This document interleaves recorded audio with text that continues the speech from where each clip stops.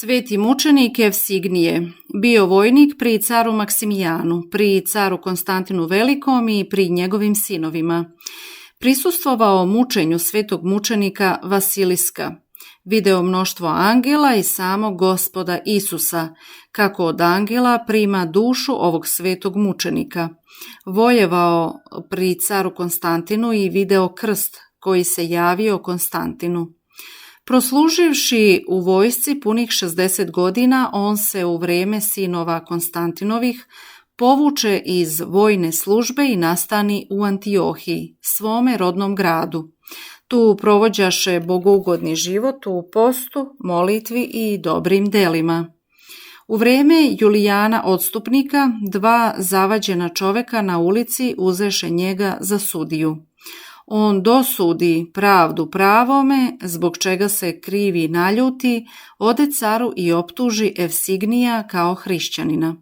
Car pozva Evsignija na sud, no on izobliči cara strašno za odstupništvo od vere i ukori ga svetlim primjerom velikog Konstantina.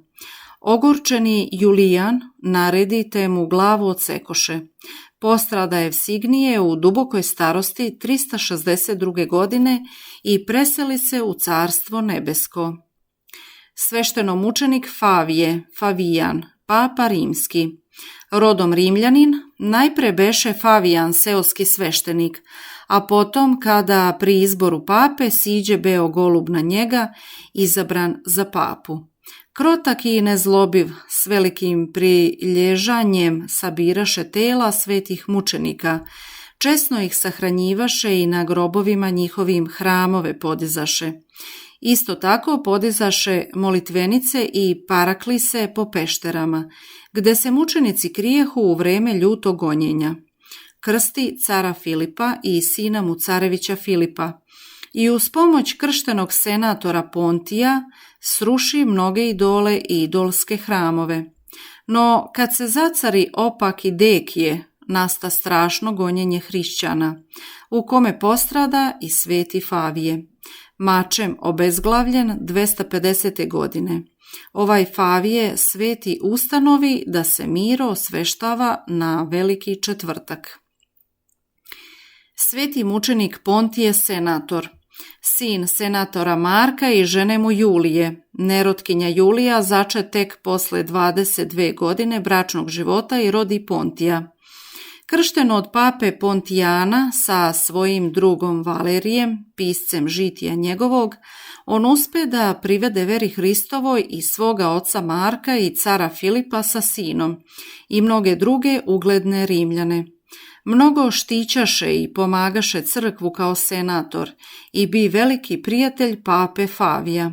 Kada nasta gonjenje Dekijevo, Pontije izbeže iz Rima i sakri se pod Alpijskim planinama, no u vreme Valerijana i Galijena bi uhvaćen i istjazavan strašnim mukama, pri kojima se projaviše mnoga čudesa Božija i mnogi obratiše Hristu. Tu se desiše i mnogi čivuti koji vikahu sudiji. Ubi odmah toga mađioničara. Na to sveti Pontije uzdiže ruke k nebu i reče: Blagodarim ti, Bože moj, što i čivuti viču protiv mene kao i negda oci njihovi protiv Hrista. Raspni ga, raspni. Posečen mačem 257. godine i pogreben od svog prijatelja Valerija. Sveta Nona, majka svetog Grigorija, bogoslova. Kao hrišćanka ona je imala silnu i čudotvornu molitvu. Tako molitvom svojom k Bogu obratila je muža svoga iz nezabožačke gluposti u veru hrišćansku.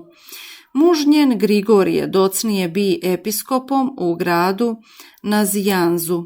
Molitvom je sveta Nona spasla od bure i svoga sina Grigorija bogoslova. Predstavila se mirno kao đakonisa 374. godine. Rasuđivanje. Ovako počinje Valerije žitije svoga druga svetog Pontija. Ko može verovati ako Bog ne da? Ko može na podvig poći ako Bog Gospod ne pomogne? Ko može venac mučeništva primiti ako Hristos ne daruje? Sve Bog može i sve Bog hoće što je za ljude spasonosno, samo ako mu se ljudi mole. Molitvom sveta Nona obrati u hrišćanstvo svoga muža Grigorija i svoga sina Grigorija Bogoslova. Molitvom Monika povrati Avgustina od besputna života na put dobrodetelji i vere. Molitvom sveti Vasilije obrati ka Hristu svoga učitelja Evula.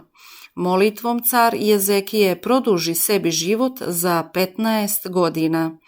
Molitvom sveti Simeon Stolpnik odvrati Persijance i Skite, da sa već spremljenom vojskom ne udare na grčku zemlju. Uostalom, preće se izbrojati zvezda na nebu, nego sva čudesa u svetu s otvorena molitvom. Sozercanje. Da sozercavam čudesnu snagu Samsonovu i to: prvo, kako duh gospodnji bi na njemu te rastrže lava rukama i iskida konope kojima bi vezan i pobi mnoge Filisteje. Drugo, kako duh gospodnji odstupi od njega kada poveri tajnu snage svoje ženi neznaboški te bi ubijen. Beseda o tome kako Bog ubeljuje pokajane grešnike. Ako grijesi vaši budu kao skerlet, postaće bijeli kao snijeg, ako budu crveni kao crvac, postaće kao vuna. O bezgranična milosti Božja u najvećem gnjevu svome na narod neverni i ne blagodarni, na narod ogrezli u bezakonju, seme zlikovačko, sinove pokvarene, na sinove koji su postali kao knezovi sodomski i na narod koji je postao kao narod gomorski. U takvom gnjevu Gospod ipak ne napušta milost, nego priziva na pokajanje. Kao kad posle strašnih gromova udari blaga kiša, takav je Gospod dugotrpeljiv i mnogo milostiv i ne do konca progoni. Samo ako grešnici prestanu zlo činiti i nauče se dobro činiti i priđu Gospodu sa smirenošću i pokajanjem, postaće bijeli kao snijeg. Gospod je moćan i voljan. Niko izvan njega ne može grešnu dušu ljudsku od greha očistiti i čistotom ubeliti.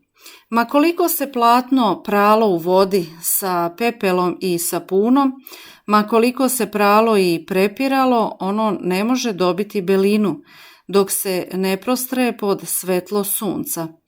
Tako i duša naša ne može se ubeliti, ma koliko je čistili mi sami svojim trudom i naporom, uz pripomoć svih sredstava zakonskih, dokle god je ne iznesemo pod noge Božje rašireno i otvoreno, da je svetlost Božja obasja i ubeli. Gospodi odobrava i preporučuje sav trud i napor naš.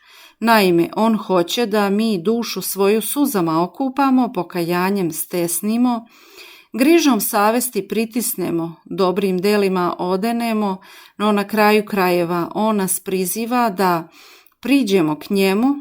Tada dođite, govori Gospod, pa ćemo se suditi, to jest, ja ću pogledati u vas i vidjet ću da li ima mene u vama, i vi ćete pogledati u mene kao u ogledalo i vidjet ćete kakvi ste.